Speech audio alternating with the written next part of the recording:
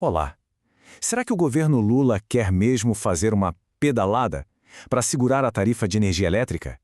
E a consequência disso seria encarecer tudo depois da eleição? Olha, essa é a alegação central que a gente vai destrinchar aqui hoje, com base na nossa fonte.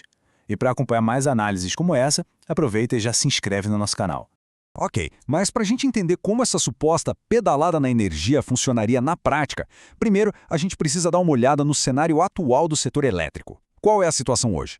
Bom, as projeções não são nada animadoras, viu?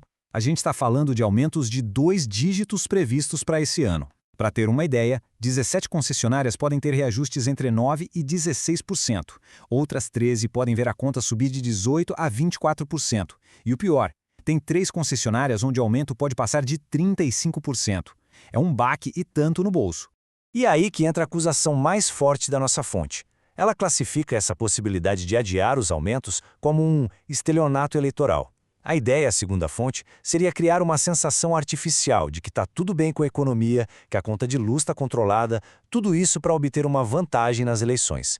Agora, o ponto interessante é que, segundo a análise, isso não seria novidade. A fonte vai buscar lá atrás, mais ou menos uma década, um evento bem parecido para construir este argumento. A gente está voltando para a época do governo Dilma.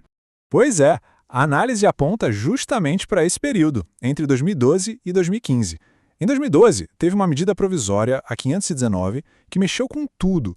Chegando em 2014, que era ano de eleição, o governo facilitou empréstimos para as distribuidoras segurarem as tarifas. Só que a conta chegou, né? Em 2015, veio o chamado realismo tarifário, e as contas de luz subiram em média 50%. E aquela MP de 2012, a 519, ganhou um apelido bem pesado, né?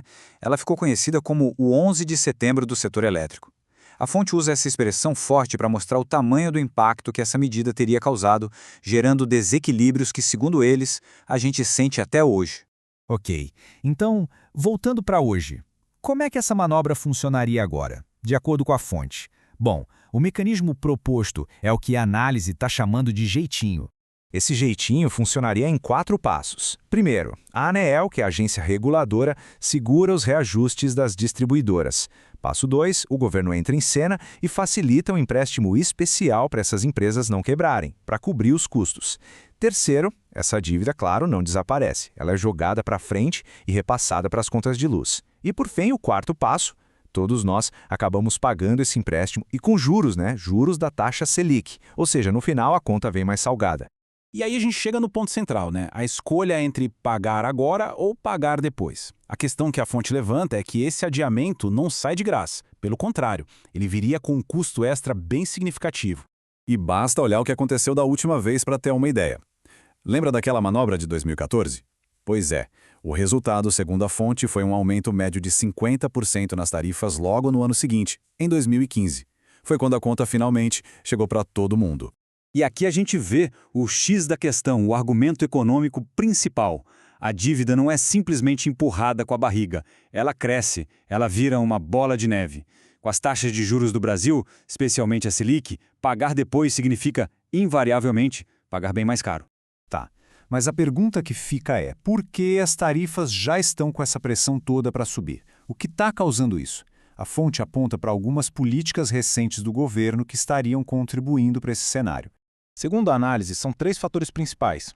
Um deles seria uma medida provisória que, na prática, socializou prejuízos de usinas de energia lá do norte, beneficiando algumas empresas específicas. Outro ponto é o programa Luz para Todos, que tem subsídios. E, por fim, a expansão das tarifas sociais. A alegação é que, apesar dos objetivos sociais, essas medidas acabam aumentando o custo para todo o resto dos consumidores, o que gera essa necessidade de reajuste agora. E a fonte ainda traz uma perspectiva de dentro do setor. Diz que qualquer especialista, qualquer técnico da área, olha para esse tipo de intervenção com uma certa tristeza, sabe? Porque, na visão deles, são medidas que acabam sendo prejudiciais para o setor de energia como um todo no longo prazo. Então, o que a gente tem aqui é um alerta bem claro da fonte, que usa o passado como um possível mapa para o futuro. E a grande questão que fica no ar é exatamente essa. Será que a história está se repetindo? Ou será que as coisas hoje são diferentes?